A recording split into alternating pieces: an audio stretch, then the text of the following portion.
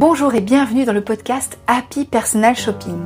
Je suis Maïté Despréaux, personal shopper depuis 13 ans et j'ai le plaisir de vous aider à vous lancer dans cette activité passion. Voici les 4 thématiques que j'ai prévu d'aborder avec ce podcast pour vous aider à vous lancer et à exercer sereinement. Tout d'abord, une partie savoir-faire. Et oui, indispensable, tout ce qu'il faut savoir pour asseoir votre expertise et exercer en tant que professionnel. Deuxième thématique, l'histoire de la mode et du luxe. Ça, c'est ma préférée.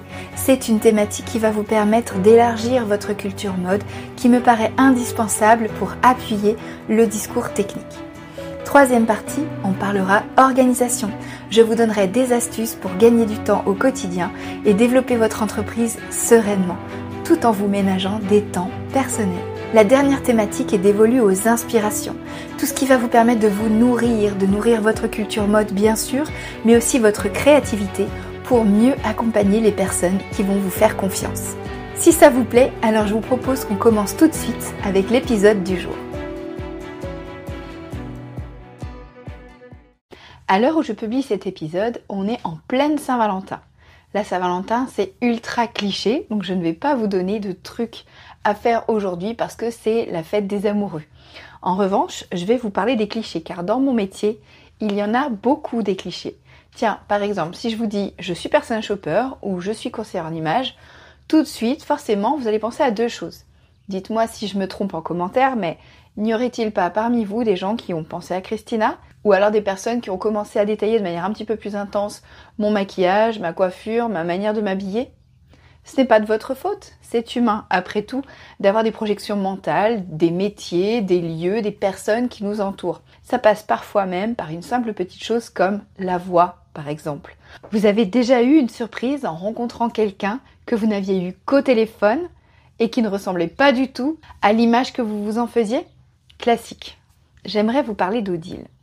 Odile avait reçu pour Noël une analyse de penderie de la part de sa famille et de ses proches.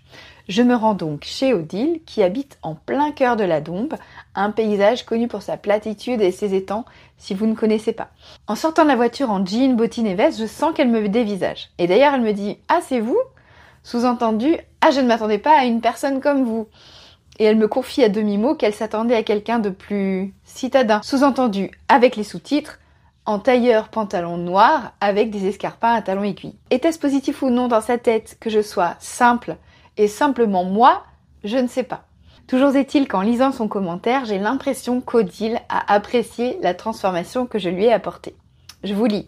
Ça y est, j'ai dégusté mon cadeau de Noël. Un moment avec Maïté, ma chambre s'est transformée en salon d'essayage et mes pulls, robes, jupes ont été examinés, critiqués, mixés, accessoirisés, réinventés. Et me voilà avec de nouvelles tenues, de nouvelles associations et un plaisir tout neuf à m'habiller.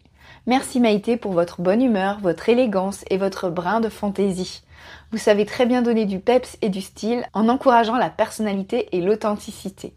Je n'ai pas vu le temps passer, mon mari sera tout content de voir sa cravate nouée sur mon pull orange et mes filles heureuses de me voir coquette. Odile. Vous ne pouvez pas imaginer comme ça me fait chaud au cœur de lire ce genre de commentaires et de témoignages parce que vraiment ça montre que les personnes avec qui je travaille ont compris comment je travaille avec elles. Et pour revenir au cliché, je ne vais pas me plaindre parce que c'est tout ce qui fait justement le truc de mon métier. L'apparence et le fait que l'humain a tendance à juger à partir de sa première impression, souvent visuelle. C'est mon fonds de commerce, les amis. Cela dit, cela ne m'empêche pas d'y réfléchir et en particulier quand je vois des personnes, peut-être comme vous, qui souffrent de légitimité quand elles ne ressemblent pas à des conseillères en images télégéniques par exemple. Mais qu'est-ce qui fait vraiment le personal shopper ? Est-ce que c'est son look ou est-ce que c'est sa capacité à être caméléon pour les autres ? C'est-à-dire bien décortiquer comment la personne est, ce qu'elle veut refléter, ses contraintes, pour pouvoir ensuite l'aider à être elle-même en mieux.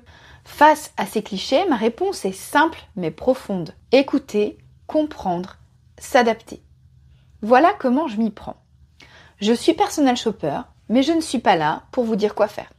Je suis là pour vous écouter, pour me brancher sur vous, comprendre votre manière d'être au monde, sans vous prendre de haut, sans vous juger.